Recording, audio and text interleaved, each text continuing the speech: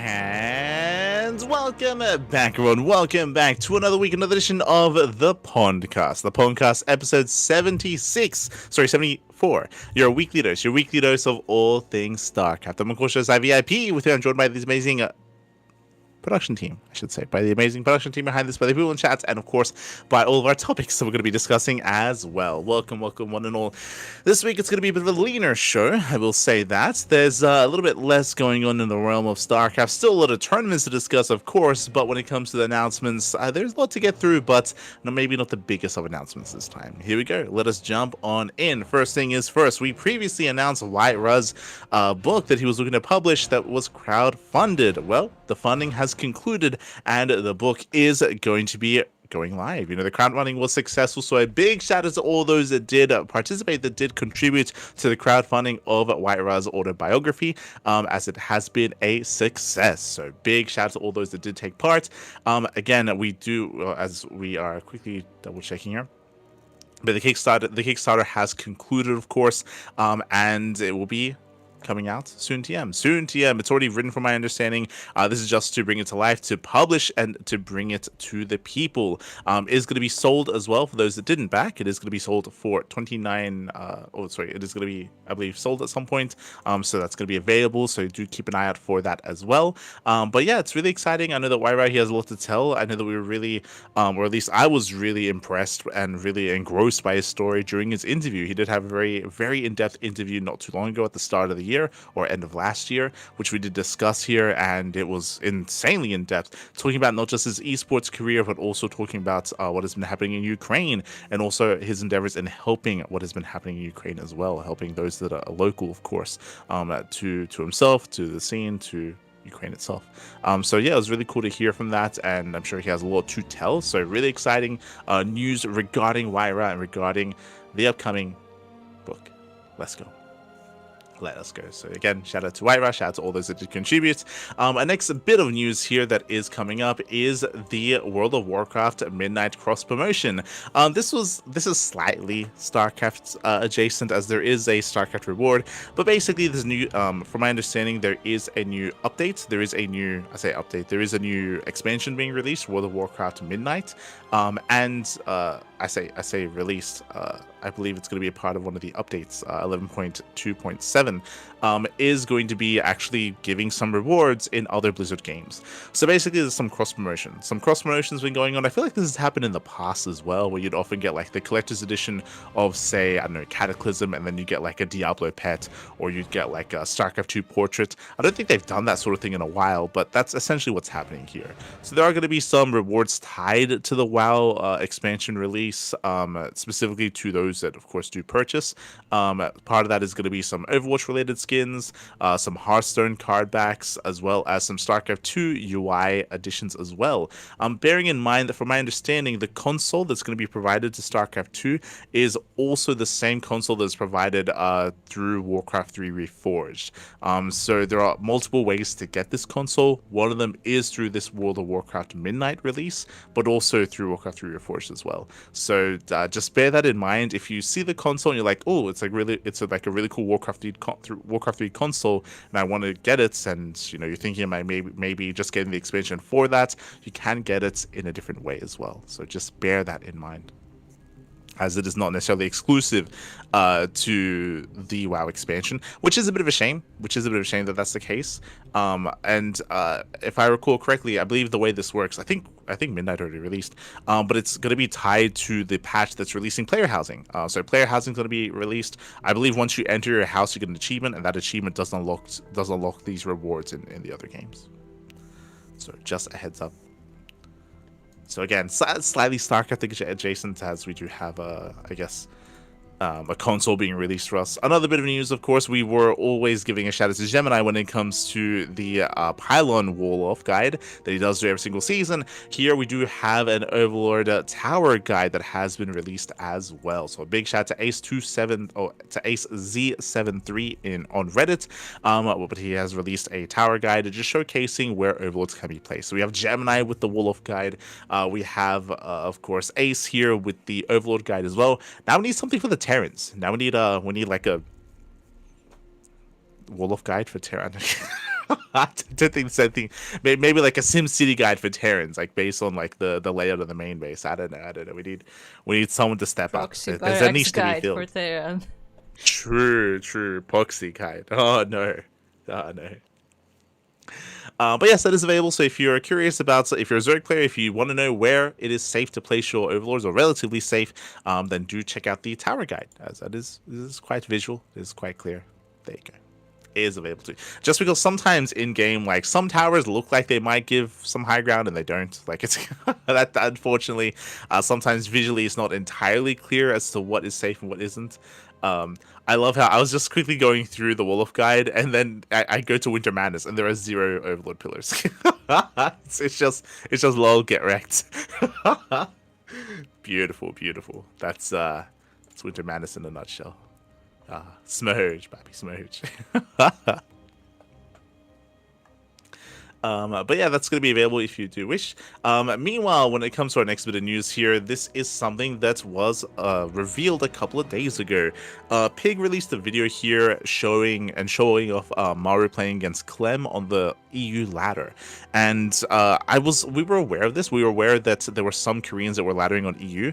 I wasn't necessarily sure as to why that was the case, but Rainer, or I should say, Pig reached out to Rainer, and Rainer did explain what has been going on. So Rainer, of course, is in South Korea, and something that I do want to make clear about this, because there was a little bit of confusion and misinformation in the comment section talking about this. For those who don't know, it is very, very common for pro players to use VPNs when competing and when laddering as well, just to reduce the latency, reduce the ping to the respective server to play with, the least amount of ping as possible, right? It is very, very common to use this whenever competing, whenever you have to play on the US Central server or US West server, or US East server, or EU or Korea or Taiwan or Singapore, depending on what server you're going to play on. You do adjust your VPN to target that server and to get the best ping possible for that server. It is very, very common, if not mandatory, for pro players to use this, and very often they do use Mudfish or some other VPN services to achieve this. This is normal. This has been done for many years, since almost the beginning, I will say, once VPNs were being used initially many years ago. But this is different. This is I say different. Basically, what has been confirmed here is that a new VPN service came out that actually has a new routing path. Usually when you're in Korea and when you're routing to the European server, it goes through the Americas. It goes the long way around through the Americas all the way to Europe. That is standard, and that is what even VPNs do allow you to do as well. They do maybe give you a more efficient path, but it still does go in that direction. But I don't know when this occurred, but it was relatively recently, maybe a couple of weeks ago, maybe a month ago. But a new VPN service was released that does allow you to actually path through Russia instead. So from Korea, instead of going all the way through the Americas, you go through the rest of Asia, you go through Russia in towards the European server that's around like France or Germany or in Western Europe. So it has a more direct path. Because of that, the ping is actually pretty decent. Because of that, the ping is at around 140 ping from Korea to the European server. That is insanely good, by the way. That is insane. Obviously, it's not ideal, it's not perfect, but I mean, it's better than what I get to Korea, for example, from Australia, what I get to Taiwan from Australia. That's at around like 200 ping. So them playing at like 140 is very playable. Is very, very playable. So this is, again, a relatively new thing. I just want to initially clarify that VPNs have been a thing for a long time, and it's very common for players to use them, but it's a specific kind of like routing path that has recently opened up that does go through Eastern Europe, that does go through Asia, and have a more direct path to mainland Europe, to Western Europe itself, where the StarCraft server is held. So that is what is new, and that is what has recently kind of been revealed and is now accessible to pro players, and that is what they've been using to actually ladder on the European server. And that's a pretty big deal. That is going to allow for just better practice for everyone. Again, right now, because the ping traditionally has been so bad between Europe and Korea, Europeans would ladder on Europe, Koreans would ladder on Korea, and they would not intersect. This is one of the benefits of traveling to Korea, is to play on the Korean server. This is why players like Clem on an annual basis would travel to Korea to compete with the Koreans to play on the ladder, specifically to improve at certain matchups. just because there's more competition, just because there's a higher level of play in the Korean server. So that was often why, for those who don't know, in lead up to EWC, they rented an Airbnb, and Clem, Rainer, Trigger, Estrella, Future, like they all did travel to South Korea to be there, to compete, to practice, more importantly, in preparation for the Esports World Cup. So that is something that Clem has done, I think, 2 years in a row now. 2 years in a row. But again, now with this occurring, and now with ping being a little bit more viable here, it means that I guess what I should say, it means that now if you're out there, if you don't have the funds, if you don't have the money to travel, to rent out an Airbnb, to travel to Korea, or to travel to Europe from Korea, for example, but you wouldn't really do that. But now Europeans can ladder on Korea. Like, it goes both ways. Now, hey, you can actually ladder on Korea, or now Koreans now have incentive to ladder on Europe, and now you can get some better practice out there. Referring to those that aren't traveling, referring to like Showtime, referring to Max Packs, referring to basically all the top pro players. Now suddenly they have access to a wider player pool, and now they can receive some better practice on the ladder as well. So this is overall like a really good thing. Overall, it is a really positive thing. It also does help when it comes to actually competing. We're gonna have to do some testing, but it is possible that maybe Korea to Europe has better ping than Korea to like US East or US Central. True. I think US West is still better for Korea than EU, but yeah, I think US West is like still around like maybe 120 ping ish. So I think it's still slightly better on US West, but now playing on EU itself like is maybe a more viable option. Of course, if they're using the VPN, like that's the other caveat, right? It's like the player has to be able to use it, has to have it available, of course, and then they can maybe viably compete on EU. So yeah, it's a pretty big kind of like change that was revealed in recent times, and we'll see what it leads to. I mean, again, all things. I remember actually sort of was making a joke about that. This was last week. They were making a joke about how sort of was like they were joking about like, oh, sort of he moved to Korea, but now all the Koreans are laddering on the EU. It's like, no, not like this. But there was some jokes being made regarding that as well, if I recall correctly. So yeah, it's some pretty big news, and does help quite a lot. Does help. Big shout out to Mudfish, by the way, so convenient. Yes, for sure. Big shout out to Mudfish. Big shout out. But yeah, so with that, it does lead to more games, does lead to a better ladder ecosystem, and yeah, we'll see what that leads to when it comes to the level of play improving, when it comes to how commonly Korean players are going to be laddering on EU, and vice versa as well. It is going to lead to more content, it's going to lead to more exciting streams for those that do ladder on stream, for sure. That's going to be another thing that is going to be available, and yeah, exciting things to come regarding this kind of new piece of tech that now players have at their disposal. So really cool to hear. That leads us into BGE Stara Zagora 2026. This is the best part about BGE, by the way, is they are always so quick to announce, and they give you so much like of a heads up, like time to prepare, time to just book your flights, just schedule around their event as well. So big shout to Stara Zagora. They're probably the most organized, tournament organizers out there, just because they give you so much leeway, so much of a lead up, and so much heads up of the main event itself. So for those who are curious, Stara Zagora, which has been now running for the past 2 years. It's been 2 years of Stara Zagora, now soon to be 3 years, coming into 2026, is going to be on the 18th of May. 18th of May, here we go.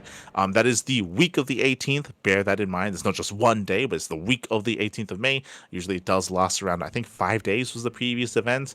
And tickets will soon be open. Here we go. So tickets will soon be open. Of course, there's a big offline event happening in Bulgaria. If you missed out, like honestly, a lot of really nice content, a lot of really good matches have been played so far the past couple of years. Personally, what I love the most is that they do actually upload all the interviews and all the out-of-game content that they produce also on their YouTube as well. It's all on YouTube. It's all there. They do a lot more than just host a tournament, but they have a bunch of interviews. They have a bunch of little content pieces, a lot of fun content pieces as well, like playing some games for downtime, for ad breaks specifically. So they actually do a lot when it comes to the production side of things of BGE. So really cool to hear that they've confirmed a third year, and also of course that StarCraft 2 is going to be a part of it, right? StarCraft 2 is going to be a part of BGE Stara Zagora. I don't know if they're incorporating other games in that event as well. They might be, but we do know for certain that StarCraft is going to be a part of it.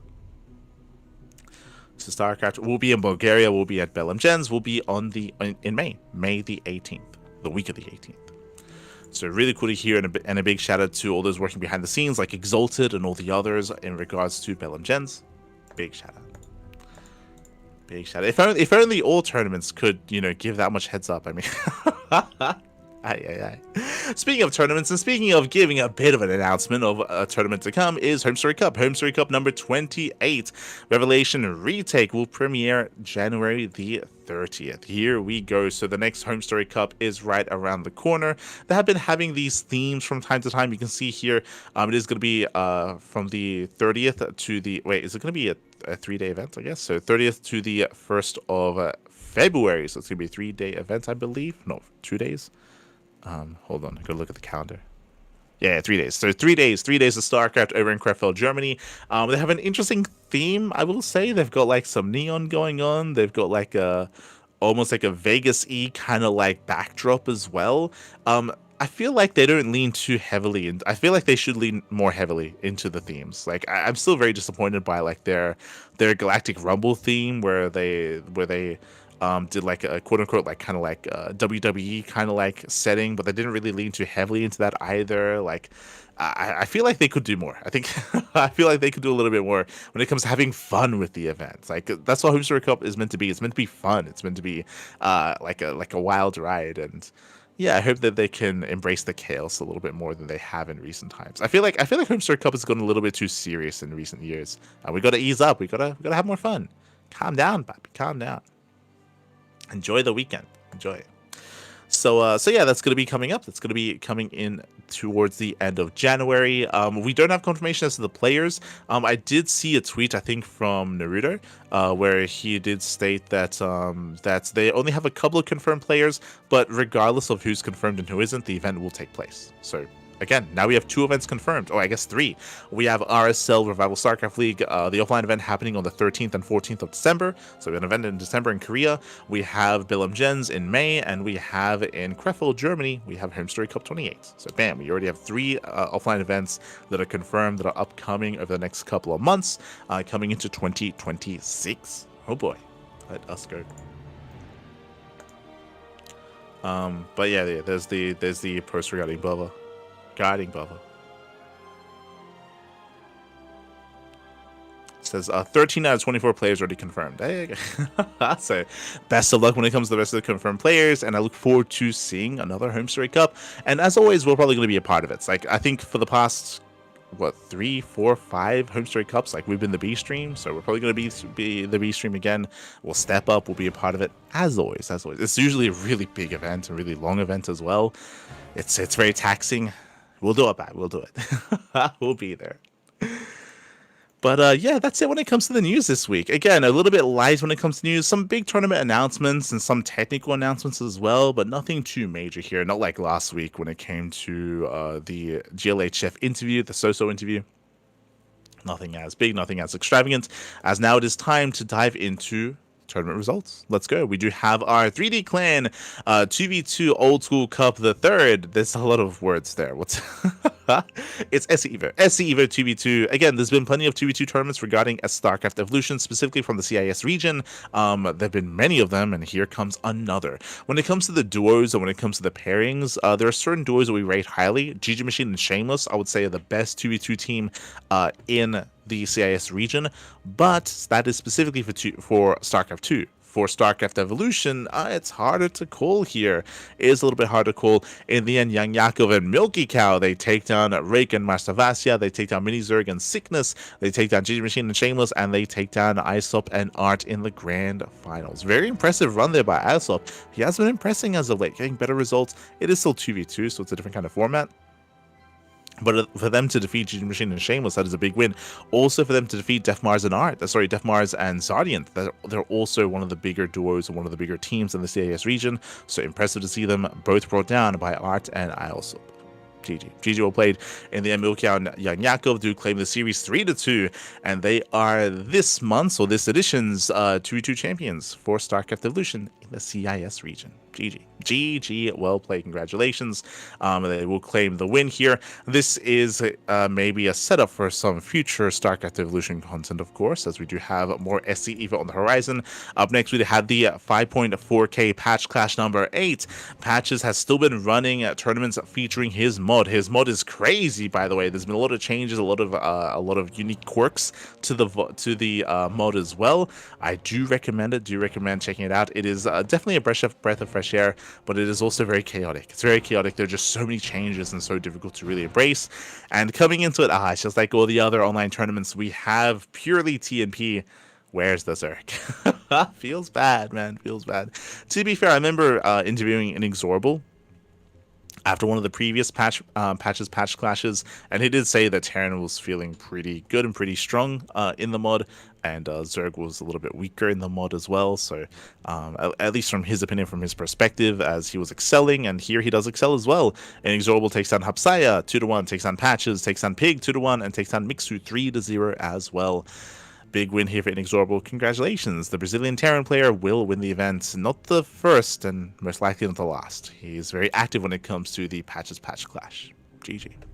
GG, well played. And again, I do recommend checking out the VODs of this event. We didn't cover it, but I believe it was covered by, I think Pig even streamed his POV and may have cast it after he got knocked out. So I do recommend checking that out. Again, it's really unique, it's really quirky, and definitely a lot of fun. If you're maybe a little bit tired of regular SC2, then the patch clash, they got you covered.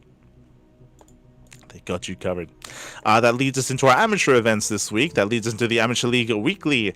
Do we have the Season 4 major event? I believe, if I'm not mistaken, Kura, this is the Invitational, correct? This is the end of season tournament? I believe so.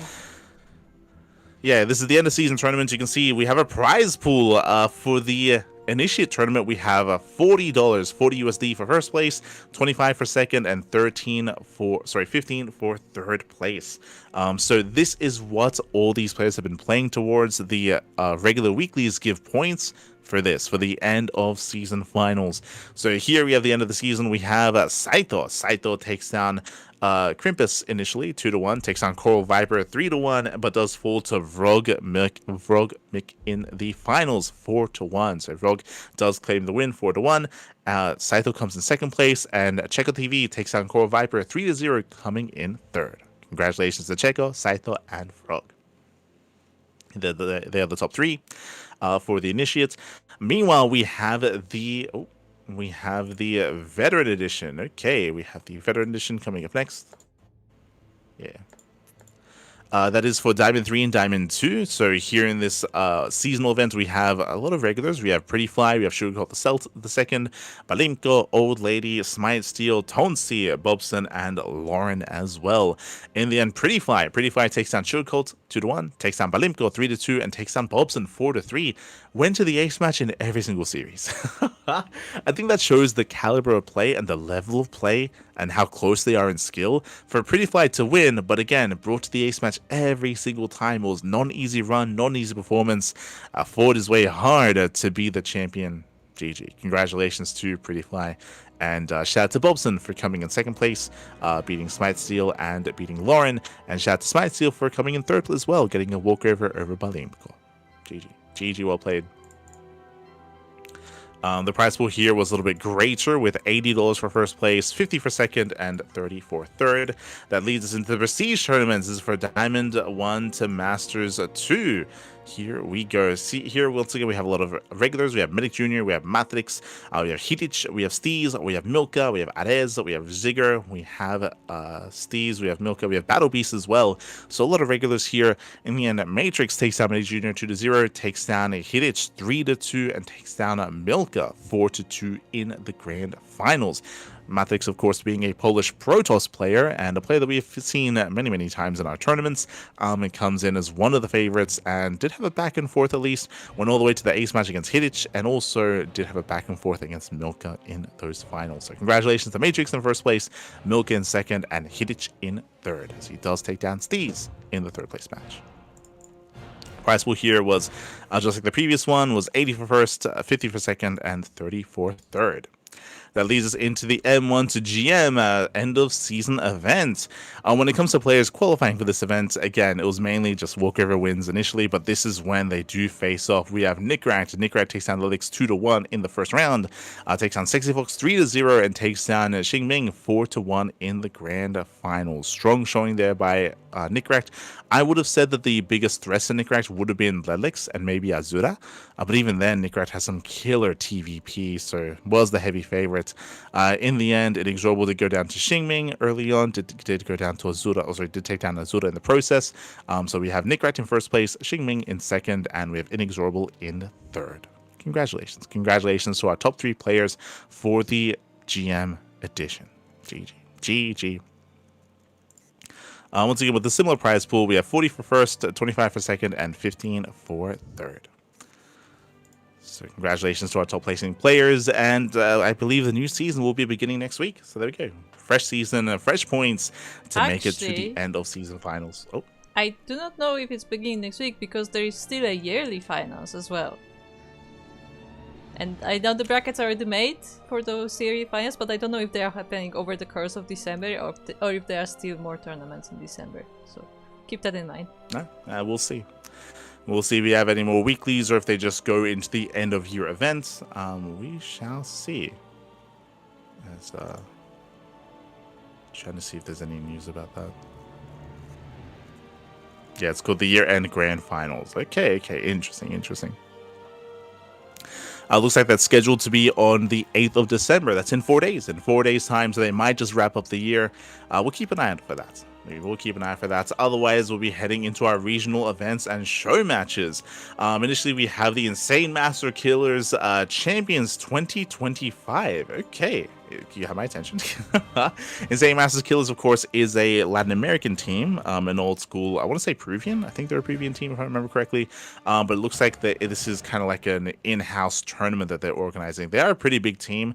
They are a pretty big amateur team specifically. And yes, so it looks like a big in-house tournament here. We have 4 groups facing off. We have Group A with Shigure, we have Nalguz, we have Johannes, we have Red Fury in Group A. So we have 2 from Mexico, 1 from Peru, 1 from Bolivia, baby. Group B, we have Zions, Konopio, we have The Mike, and Goketsu.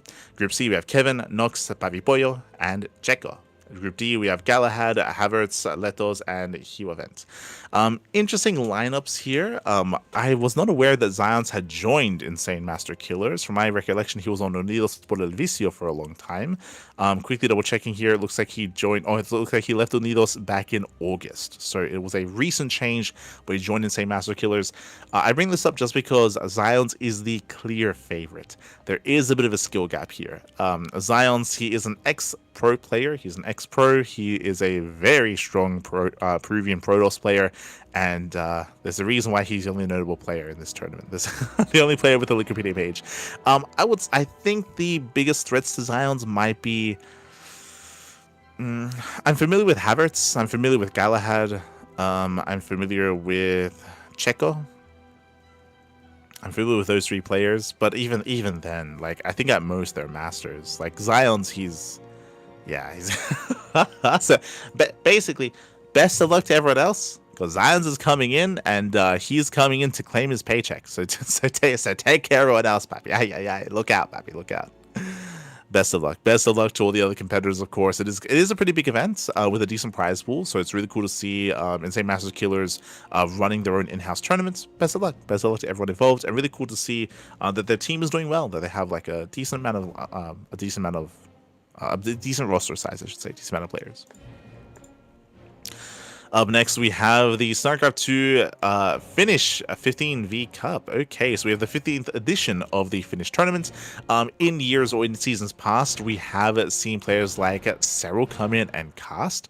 Speaking of Cero coming in, apparently Basilisk doubled the prize pool. Okay, Basilisk, they are sponsoring the event. They doubled the prize pool here, adding 500 euros, making it 1,000 euros here for the Finnish tournament. That is really cool to see. That's really cool to see. I wonder if that's Basilisk or that might just be Cero, like, stepping in. But regardless, it is really cool to see Basilisk supporting the local Finnish scene. When it comes to the Finnish community, like, they have their own players, of course, but a lot of the like legacy players have retired, right? like Welmu or Zhuge Liang as well. Like they've stepped away from competing professionally. Cyril, of course, he is one of the best Zerg players, or the best Zerg player in the world, of course. But Mixu, he's also been playing a little bit every now and then. He's maybe not the most active player nowadays. But really cool to see them foster the scene, foster talent, and hopefully incentivize more participation and incentivize growth and improvement amongst the other Finnish players. Really cool to see. Really cool to see. The group stage has already concluded, so Mixu did not come in first, but he's also off racing. Bear that in mind. Mixu is playing Terran. He is off racing. I feel like if he did not race, he would be the heavy favorite to win the entire tournament. So I do think he's off racing just to kind of level the playing field a little bit. And Luton comes out in first place. In Group A, Jutsu gets eliminated and Pete gets eliminated from Group B. All the others are seeded into the rest of the tournament. It is a massive, massive seeding stage to qualify for the final bracket. For the final playoff bracket. So really intense formats, a lot of games, a lot of matches. Whether or not Cero casts, yet to be determined, but I'm sure he will. I'm sure, especially if Basilisk is sponsoring the event, I'm sure Cero is going to be a part of the event in some way, shape, or form to help out his local scene, to help out his community. So really cool to see. Really cool to see. Best of luck to all the players. Who do we favor here? I mean, Mixu is still one of the favorites, even if he did go down to a Luton. So Mixu is going to be one to look out for. I mean, a Luton as well now. Lewis, there's a reason why they came out in the top of their groups. So best of luck to all those involved, and best of luck when it comes to the event itself. Really cool to see. Really cool to see them continuing to just run the events season after season, year after year. It has been a while. The previous event was back in 2024, end of 2024. So it's been a while. But really cool to see them running the event once again. And I hope that Cero gets involved again. Hope he gets involved. That leads us into the Hungarian Pro Series Team League number 2, hosted by Nihed. Oh my god, okay. I wonder if he's going to take part in it, but it looks like the Hungarian players have gotten together here and have actually constructed their own Team League match. We have Team Banshee with PSZ as the captain, who may even just be one of the best players in the league. Nihed is playing, okay. So PSZ as a captain, we have Sefisto, we have Ibra, we know him. We have Many as one, Homie, and Seiko lead, constructing and forming Team Banshee. We have Team Dark Templar, we have Team Hybrid Reavers, we have Team Marine, and we have Team Mutalisk. Okay. Maybe not the most creative of team names, as I think they all just picked a unit to go for. Sure. But they've constructed their own team league, and the group stage did actually conclude. Okay. Oh my god. I'm curious as to the format here. It looks like best of... are these best of 2s or best of 3s? Hold on. Best of 2s. Okay. So it looks like it's WTL format, best of 2s, so they do face off against each other. Let me just double check. Yeah. Round robin WTL format. So out of the group stage, we had Team Banshee and Team Mutalisk eliminated. Team Banshee, they had PSZ. Yeah, they had PSZ here, but despite that, they did not make it through. Quickly double checking, I just want to see if they're actually competing. If the team captains are allowed to compete. So looking at Team Banshee, the answer is no. Yeah, PSC did not compete for his team. Quickly checking Team Hybrid Reavers, did Nihed compete? Team Hybrid Reavers. He did. he did step in, Bab. He did step in. Oh wait, no, so did PSC. Sorry, I didn't scroll down. So yeah. They also competed as well. But yeah, in the end, a couple of teams were eliminated. We do have our remaining teams seeded into the playoffs, and we're about to get that confirmation, of course. That is yet to really take part and take place, but I'm sure that's coming soon. And really cool to see that the Hungarian Hungarian scene is coming together to run a team league like this. Really cool to see. Really cool to see them all coming together, hosting and organizing events of this caliber. So best of luck. I don't really know who to favor. Like, obviously, there are the head, like, team captains like PSC and Nihed and Freeman that are a little bit more known. Well, look, there's Milka. Milka's there as well. Do we notice anyone else? It's Milka, Freeman. Not too familiar with the others. But yeah, regardless, really cool to see them coming together and hosting this event. Best of luck for the playoffs. That leads us into the EGB Zerg Cup #1. I feel like we've had also we had the qualifiers last time, right? We had the that's it. So the main event did actually take place. This was the if you recall, this was the controversial events that did have some interesting players make it through. But from Qualifier 1, we had Seamus and Ultramarine. From Qualifier 2, we had Ashbringer and Replicant. From Qualifier 3, we had UD Soldier and Phalanger. Coming into this event, my concern was that there was a big skill gap between the other players and Shameless. We had players like Wayne and Young Yakov and Nikrat who all took part in the first qualifier, who didn't take part in the second or third qualifier. So there are some big players in this region, but they're not here, right? They're not here to face off against Shameless. So Shameless, he did come out in first place, did drop a map to Ultramarine, which is impressive for Ultramarine, but he came out in first place. Fellinger in second, Ultramarine in third. We had UD Soldier in first in his group, followed by Replicant and Ashbringer. After the group stage, we seeded into the final standings. Shameless took down UD Soldier, coming out in first place, 2-0, takes him down 2-0, best of threes. A little bit odd. These are all best of threes, but James still take down UD Soldier, and we still have a little bit of time before the next matches, or I guess they haven't played yet? Question mark, or they just haven't been reported. True, it's possible. It's possible they just have not been reported yet. But Shameless is going to be our champion for the EGB Zerg Cup, and UD Soldier comes in second place. Again, when it comes to the overall settings, no real surprise there. As I mentioned before, some of the other top players didn't take part in the other qualifiers. The first qualifier had a crazy kind of format, a little bit disappointing, and GG. I mean, overall, I'm sure the games are good, but a bit of an odd format is what I will say. For the qualifiers and for the main event as well. It's a bit of an odd format. But GG. Congratulations to Shameless. That leads us into our next event. That leads us into the SC2 Friends Cup 2025 November. Okay. Not an event that I've heard of before, but apparently they have been organizing their events in the past couple of months. We have actually went over this in the podcast before. I remember we went over the... We went over it in October. I don't know if we went over it in August or July. That I don't know. But sure. So they have the November Cup. This is another event that is what looks to be a Chinese invitational. Okay.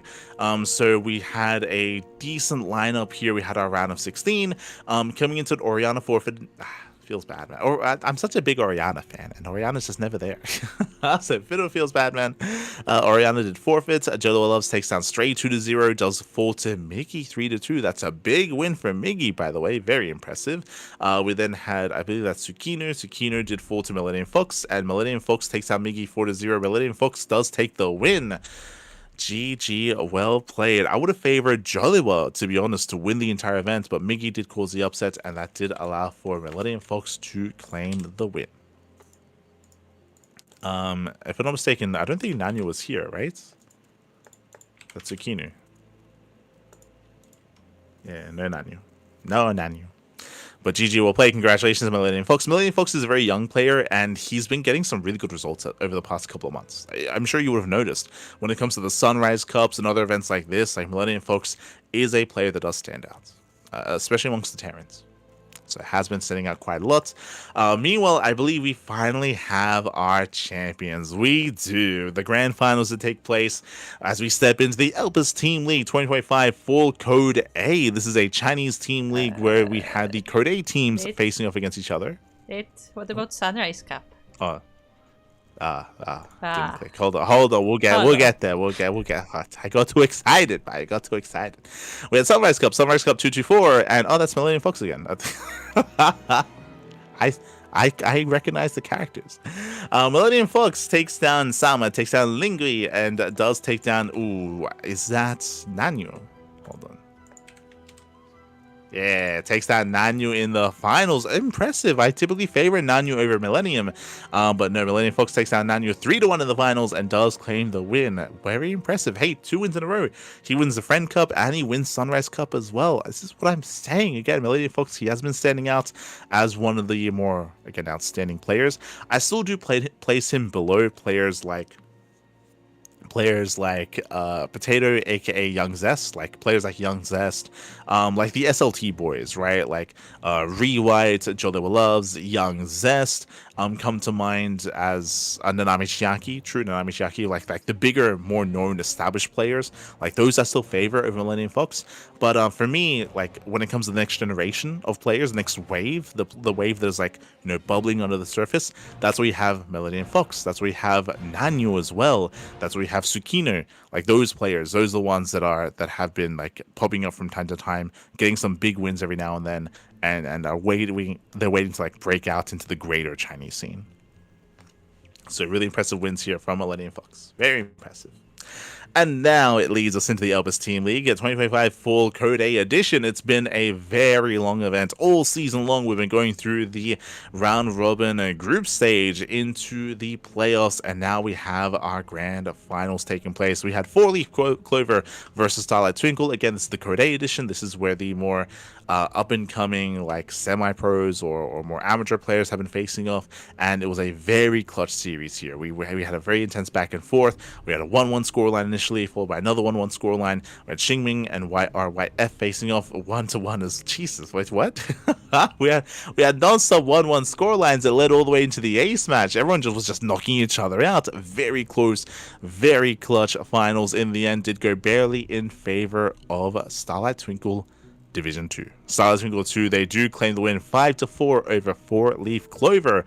Again, went all the way to Game 9, went all the way to the ace match. Very close, very clutch. Congratulations. Congratulations to Starlight Twinkle. Again, they're one of the stronger teams in China, and they do claim the win in the end. And we'll see if they can replicate that success in Code S.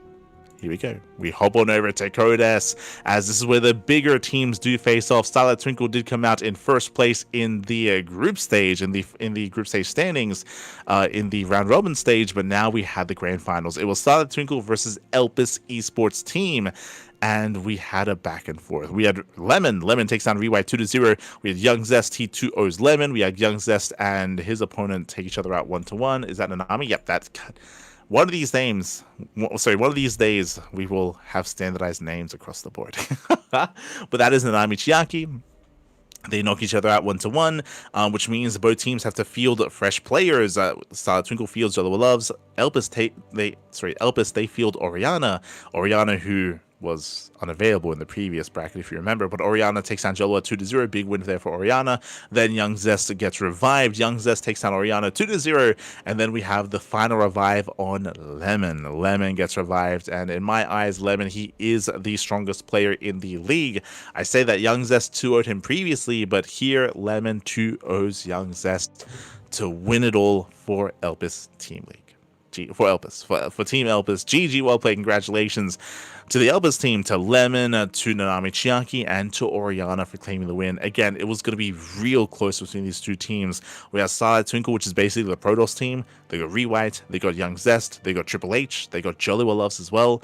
Triple H didn't take part in this, unfortunately, but I do rate Jolua, Young Zest, and Rewhite above Triple H, to be fair. But they're a very, very strong team, and they went the distance here against Elpis. It came down to the wire. Came down to Lemon. GG, well played. Congratulations to Lemon. Congratulations to Elpis, as they are this season's Elpis Team League champions. The main sponsor of the event won the tournament. That's not us at all. But again, they've got the slightly stronger team. And again, they even had to fight their way from the semifinals as well. And again, it was still very close.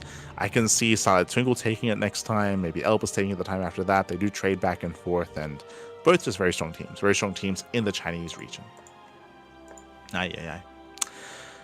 Whew, that leads us into Kung Fu Cup. Kung Fu Cup 2025 monthly number 3. This event did conclude quite some time ago, but we did cover it ourselves here via replays on the channel. It was a big event. Kung Fu Cup, of course, has had many different iterations, sometimes weekly, sometimes invitationals. It's been running for many years at this point and has returned as a monthly. It was recently announced due to the return of the Chinese server. Part of that celebration was the return of Kung Fu Cup, and this month we had Rainer took down Gumiho 2-0, took down Showtime 3-2, Cure 4-0, and Hero 4-2 in the grand finals to win it all. GG well played. Bearing in mind that Raynor is in South Korea, so ping is minimal against the other Korean players. Showtime had a really strong showing, though. I will say that Showtime was looking very impressive, and Raynor only barely beat Showtime. That series almost went Showtime's way. Like that was so close, so close, so clutch. Showtime, I will say, had a really interesting approach to PvZ. He had a much more defensive, much safer approach, which I think is faring well in the current meta. Right now, ZVP is in flux, and we've seen a lot of aggressive Zerg play be very successful in Zerg versus Protoss, and the greedier defensive styles of last season are no longer effective. So Showtime has been taking a different approach. He's been very gateway heavy, very gateway heavy. He has been very adverse to taking too quickly into sky toss, staying on a more gateway heavy composition into a more robo heavy composition, and having a lot more success getting in towards a longer game state. So it's really cool to see Showtime just adjust here in the new meta, have a lot of success against Raynor. Barely didn't take the series, but again, it was very close. And I would say that Showtime was the biggest threat to Raynor. Yes, Hero also took a couple of games, but that was a much more chaotic series, and there was a lot more chaos just going on there instead. it was a wild best of 7, wild finals. Still very entertaining though, so I do recommend checking it out. Again, Raynor excelling here, as Raynor is one of the best Zerg players, or top 2 Zerg players in the world. Taking down Hero, Showtime, Cure, Gumiho. Big win here for Raynor. Congratulations. Congratulations, Papi. Aye.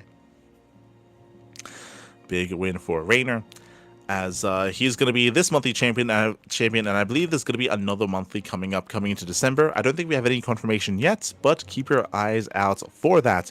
If there is one, we'll do our best to try to cover it live. If not, just like this one, we'll cover it via replays. One way or another, we will be covering it here on the channel.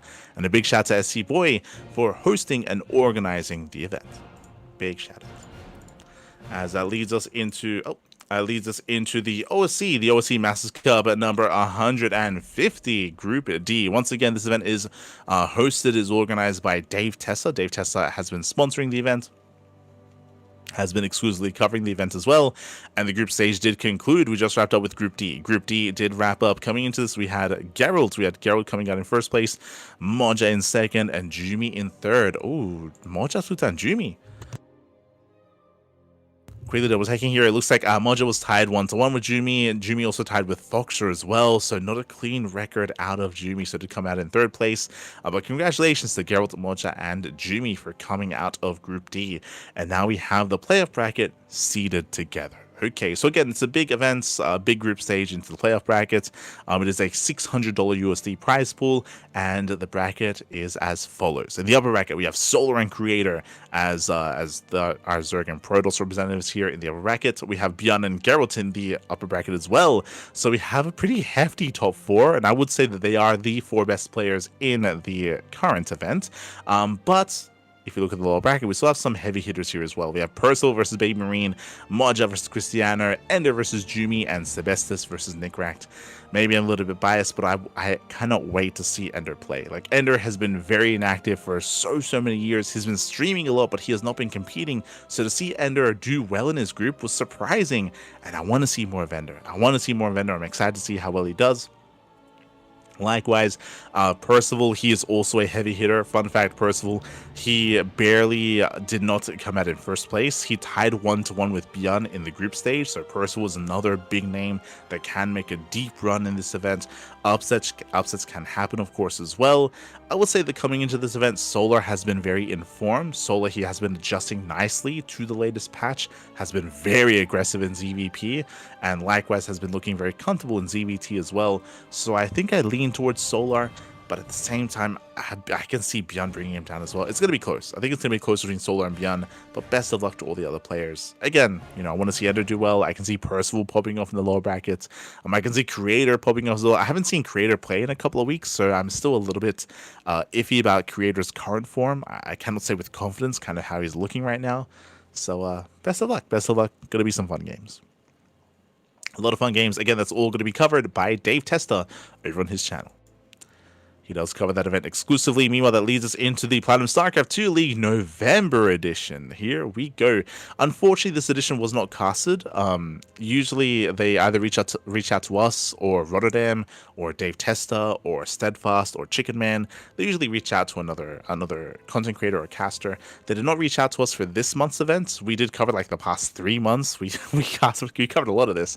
I think Rotterdam was meant to cast this, but something came up and he wasn't able to, so unfortunately didn't quite line up, and I don't think there was any coverage of it, so that is really unfortunate. I'm sure some really good games were played, and I would have loved to have seen it, of course, as well. In this event, we had Nickrat took down Art 2-0, Nickrat took down Shameless 3-1, Shameless beat Percival as well. Do not gloss over that. Again, Percival has been on fire as of late, so for Shameless to bring Percival down, that is a big win for Shameless. Nickrat takes down Shameless, Cristiano takes down Yang Yako, Cristiano takes down Nickrat in the grand finals, as Cristiano does claim the win for this month's Platinum StarCraft League tournament. GG well played.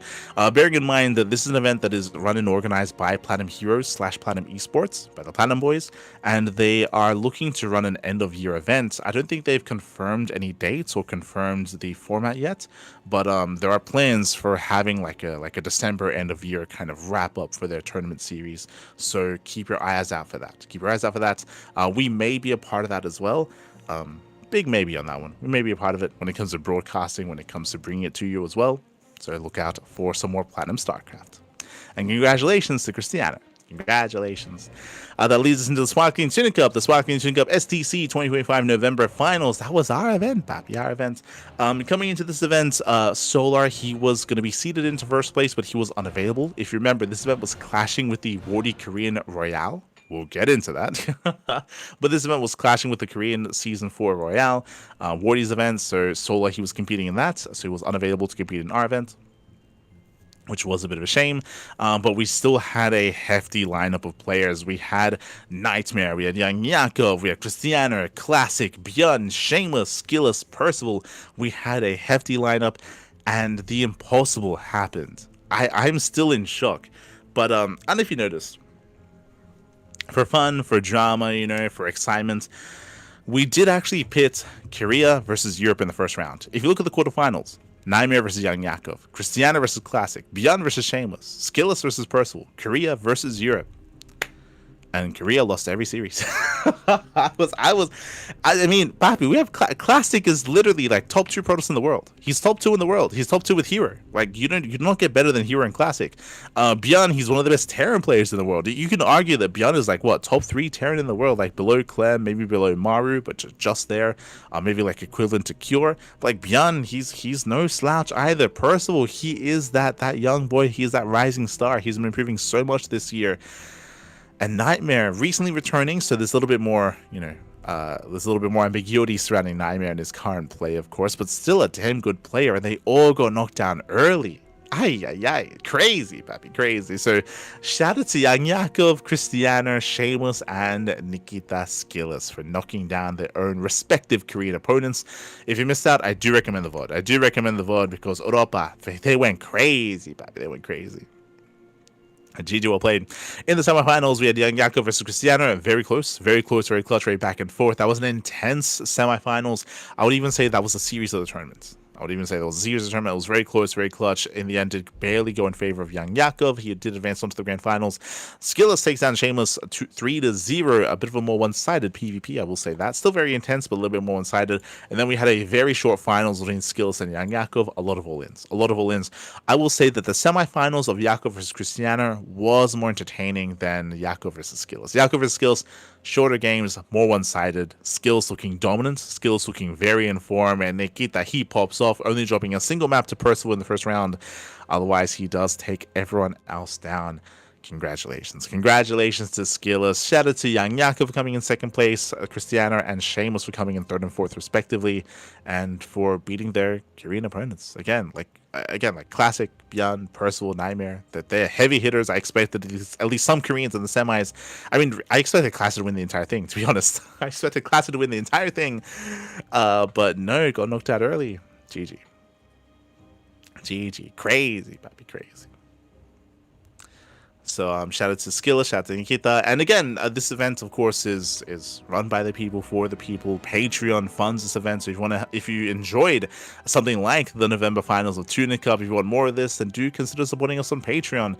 As we do, of course, run this as a weekly tournament, and it leads into the monthly finals. And there should be a December finals as well, one final monthly finals coming in towards the end of the year. Oh boy. So best of luck, and hopefully we can get another similar lineup as well, because this was a hefty lineup, and maybe even Solar can play next time. Maybe. Hope so. Meanwhile, that leads us into the weeklies. That leads us into the Wardy TV Monday. Wardy TV Monday number 63 did take place. Did take place here this week. We did have, we were hyping up Solar previously, and Solar, we were discussing about his strengths coming into the Dave Testa OC Masters Tournament. Here, Solar, not an easy run. He takes down Bjorn 2-0, he takes down Hero 2-0, he takes down Rainer 2-0, and takes down Clem 3-1 in the finals. That is a crazy performance here by Solar. He took down everyone. Like, you don't get a harder run than him. Hero and Rainer and Clem, the best of each race in this tournament. GG. And Bjorn, crazy, papi, crazy. So Solar takes down one of every race, papi. Clem, he himself did take down Ryung, took down Shin, took down Max in the semifinals. But again, a much more one-sided series in the grand finals. We'll be covering these events and this series later on in the week, so I don't know what transpired in the series specifically, but I look forward to finding out. Congratulations to Solar for claiming a big win here over Clem. Big win. GG. When it comes to the recent wins that Solar's had, it's mainly been in ZVP. Like, we've been seeing Solar take down Max or Hero, mainly Protoss opponents. So for him to come out on top against Clem means that much more, to be honest. Like, that's a much more impressive result than we have seen in weeks past. So really impressive play there by Solar. That leads us into Monday Night Weeklies number 32. Here this was that evening, of course, so the European Weekly with double elimination brackets.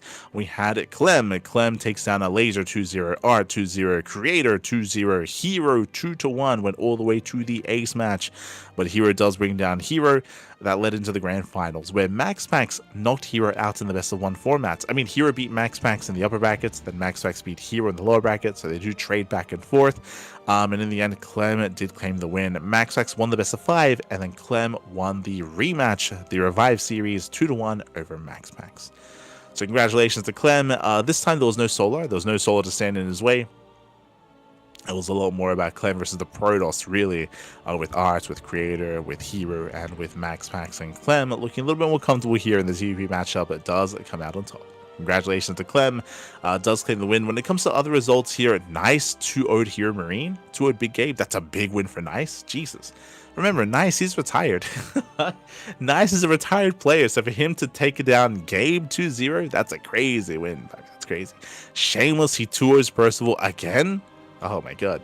There's a bit of a rivalry starting between Shameless and Percival, but they face off again, and Shameless does claim the win. Any other notable results here? Shameless, he eliminated Creator. True, he did eliminate Creator from the tournament. But outside of that, nothing too major here. So, and again, congratulations to Clem. Shout out to Max for second place and Hero for third. Congratulations. That leads us into Biggest Cup. Biggest Cup is the more NA-focused weekly tournament.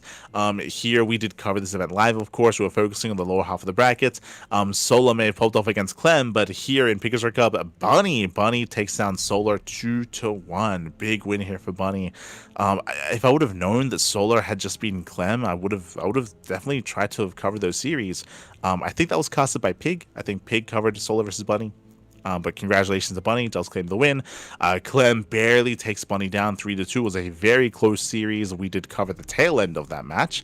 That led into the finals with Clem having a much more dominant showing against Hero.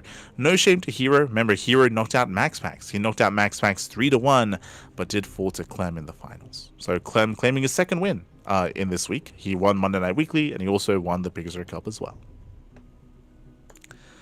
GG well played. Shout out to Clem. Again, a shout out to Protostegosaurus for running the event, for sponsoring the event, and also shout out to Pig for sponsoring and providing the prize money for the event as well. So shout out to Protostegosaurus and El Chanjito and Pig. That leads us into the Wardy TV Korean Royale. This I'm really curious about because, again, as we mentioned, this was the event that Solar did compete in. This event did clash with our monthly tournament, and we'll see if it was worth it here. Okay, so the playoffs. The playoffs took place over the weekend.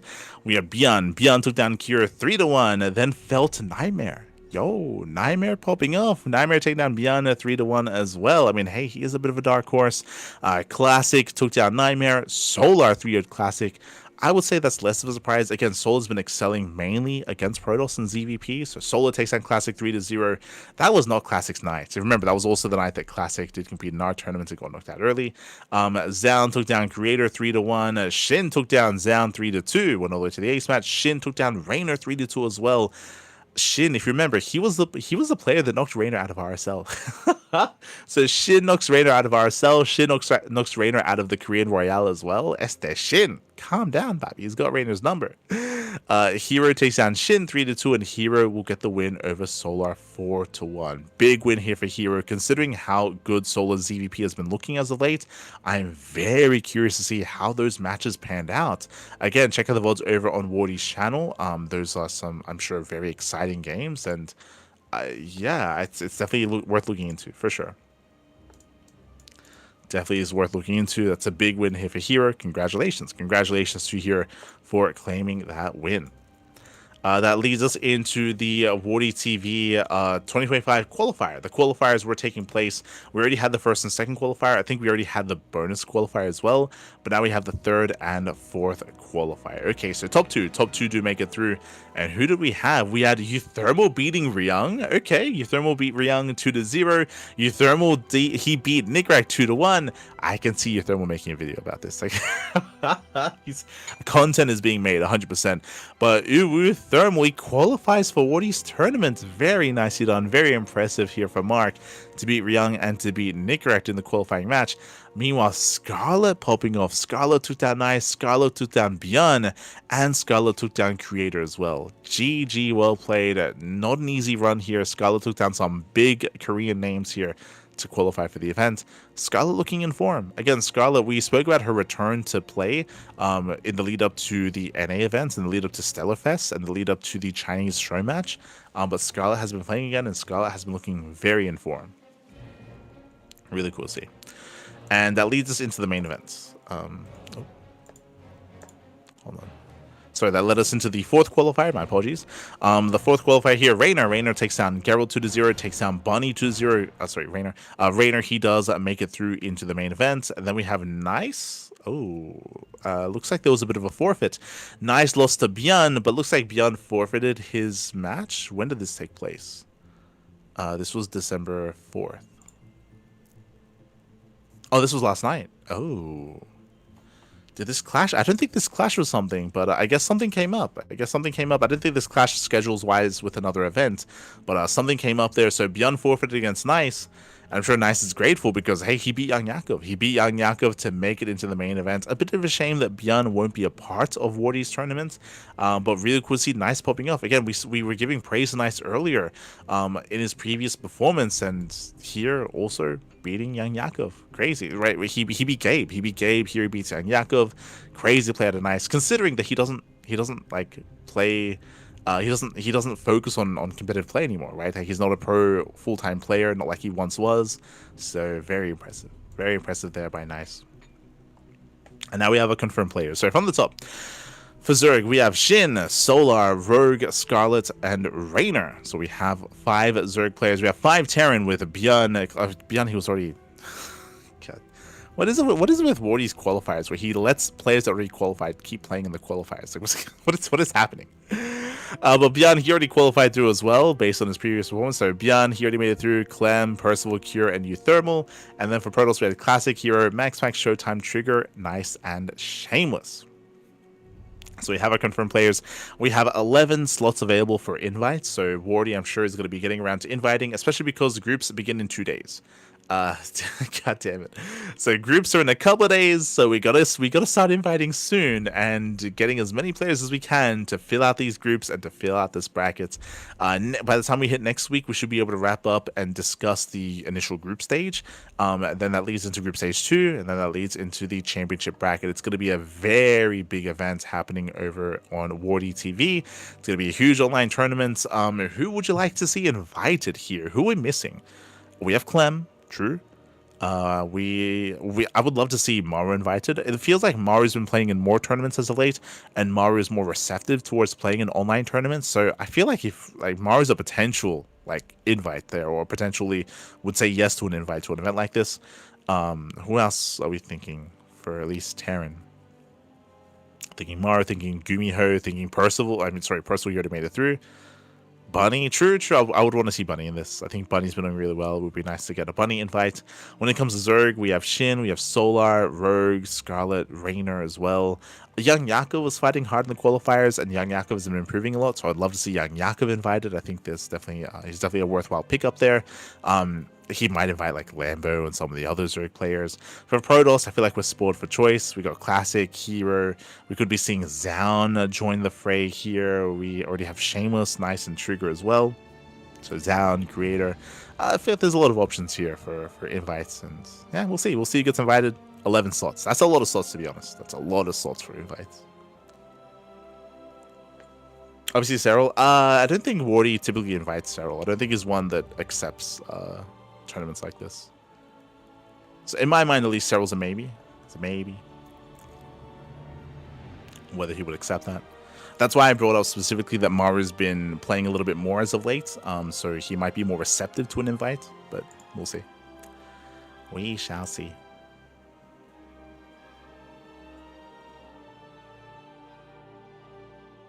I think World Tournament has invited players, so I hope we're playing. Oh, he was already invited, qualified. Yeah. I see Swap in the chat. It is not uncommon. We've brought this up in previous podcasts, but even if a player already qualified for an event, Wardy lets them play in the qualifier anyway, which is kind of weird, and it just bullies other players from making it through. And instead of Wardy just taking that qualifier spot to another person, he instead just makes it an invite spot instead. I think an example of that, if you look at the overall participants table, you can see the bonus qualifier, right? You can see the bonus qualifier. Top 2 qualify, but it's only one because Solar he was already qualified. Like Solar, he was already invited in. So in the end, the bonus qualifier that was meant to give 2 spots only gave 1 because Solar already made it. So he just took a spot from someone else. So that's definitely something that Wardy has to work on. He just lets anyone play in them, even if they don't need to. It's like, God damn it. That happened in the bonus qualifier. That happened in qualifier 4 with Beyond forfeiting as well. I would say, in Solar's defense, I think bonus qualifier happened before he qualified. Because he qualified via the Korean Royal. True. But then I would say that then that spot should go to whoever Solar beats instead of removing it completely. Right? Yeah. That's my criticism, is that it removes the qualifier, the slot there, the spot, instead of replacing it. For Zikuri's Solar beat Nickrat to qualify in that qualifier. So would be nice if Nickrat gets invited. He probably will, to be fair. Este Nickrat. But yeah, that is going to be the upcoming event. Again, this is going to be lasting all month. I believe it's scheduled to conclude December 21st. So it's going to be a very long event. Very long, with Group Stage 1, Group Stage 2, and the Championship bracket as well. So best of luck. Best of luck to all the players. And we still yet to confirm the finalized invites. I'm sure we'll soon. We will soon. Definitely going to be looking forward to that. Meanwhile, that leads us into the final bit of news here. The final event we brought it up earlier, actually, that is the RSL offline event.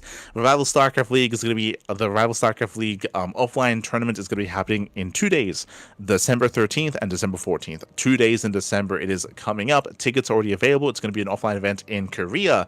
We already have our confirmed players for day 2. That's going to be the playoff bracket. That's going to be Classic, Zaun, and Hero. 3 Protoss players are confirmed into the into the main event. That's going to be on the 14th of December, but on the 13th there's going to be an open qualifier, an offline open qualifier. So you have to be in Korea to compete.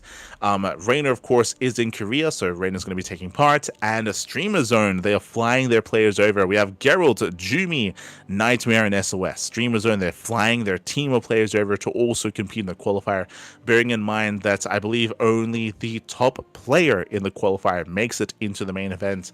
So it is crazy. Look at the open bracket stage. We already have confirmation. We have Maru, we have Byan, Ryung, Kyor, Geralt, Shin, SOS, Solar, Rex, Creator, Nightmare, Reiner, Jumi, Trigger, and Percival.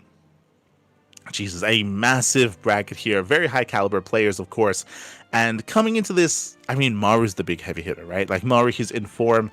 I will say that Maru's been looking very lackluster this year. I would say he had a disappointing 2025 for the most part.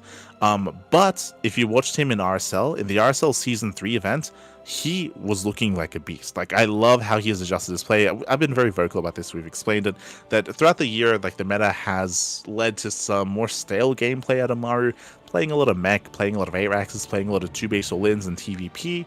That's how he won DreamHack Dallas, if you recall, for example.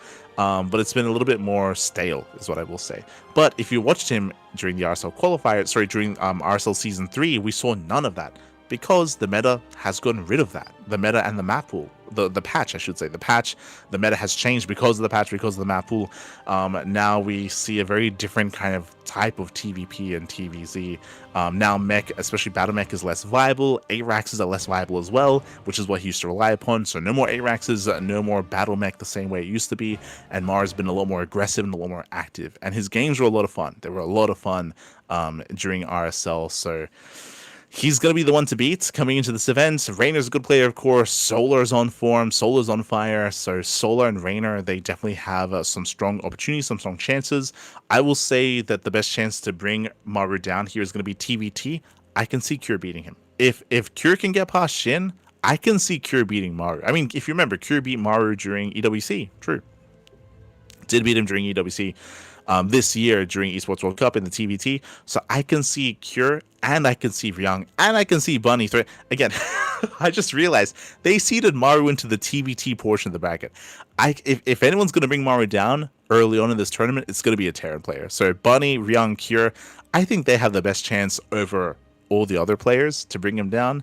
I know that like Reiner is like a higher like named player, same with Solar as well. They've got a little bit more like accolades and hype behind them, but specifically in their head-to-head against Maru, like I think I would favor like Kyor and Ryung for sure. So we'll see if Maru can be, if he can be stopped, if he can be stopped early on. If not, I don't know if anyone can stop him, at least here in the open stage for sure. So best of luck to all the other players, of course. It is a brutal format. Again, only one qualifying spot. That's crazy. Only one qualifying spot. So they're all battling for one spot to make it into the grand final bracket to face off against Hero, Classic, and Zaun. Oh boy. Best of luck. Best of luck to all the players involved. It's going to be a lot of fun. Going to be very hype. We might be casting this as well. Depends if they allow for co-streaming, then we'll be there to co-stream. We will be there. Oh. Otherwise, that is going to be us wrapping up the events of the week. Again, a lot of open cups, a lot of tournaments. SC Evo is coming up next week. Bear that in mind. So there's going to be some more StarCraft Evolution around the corner. We're going to be casting some StarCraft Evolution tomorrow. That is going to be the next cast here on the channel, is some SC Evo. SC Evo is going to be in around 12 hours. In 12 hours time, we're going to be live with some StarCraft Evolution League number 16. So if you've been missing some SC Evo content, then we got you covered. We got you covered tomorrow in 12 hours with some StarCraft Evolution. Otherwise, over the weekend, we have KSL. We got the Korean StarCraft League, we got SDO, and we got STC as well. The first SEC of December, coming into the final monthly finals of the year, coming in towards the end of December. Look forward to it. Do look forward to it. So again, we have plenty of content coming up on the horizon. So do mark your calendars, set your alarms for the next set of casts. If you want to support us, you can do so via Patreon. Exclamation mark Patreon in the chat. It helps us fund our tournaments. It helps us fund Tuna Cup alongside Duckling Open and Swan Open as well. It is all funded via Patreon. Thank you so much to all the current patrons that we have.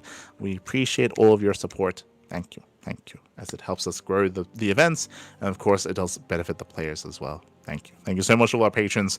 If you yourself want to play in Tuna Cup and play in some of these other tournaments, like some StarCraft Illusion events, like the Wardy TV Monday, Monday Night Weekly, Pegasus Cup, all these KSL that's over the weekend, then sign up list. We have the sign up list here available to you. So you have a countdown timer to the event. You have the challenge page. You have the Matcherino page. You have links to their Discord servers. Like, you have all the links that you would need ahead of you. We didn't get to mention this, but Hatchery Cup apparently is this weekend. Oh my god. Hatchery Cup is also right around the corner. That is a relatively consistent events, more like a monthly nowadays, a little bit more like a monthly, but Hatchery Cup is going to be over the weekend as well. True, so a lot of content. Turtle Tussle is next week, so we can get some Turtle Tussle action going on, so plenty of content throughout the course of December, as always, so plenty of content, plenty of StarCraft on the horizon, so check out that sign up list, check us out on Patreon. And let's not forget, I don't think there was like a proper announcement yet, but the 2v2 caps from Uthermal are coming back in January.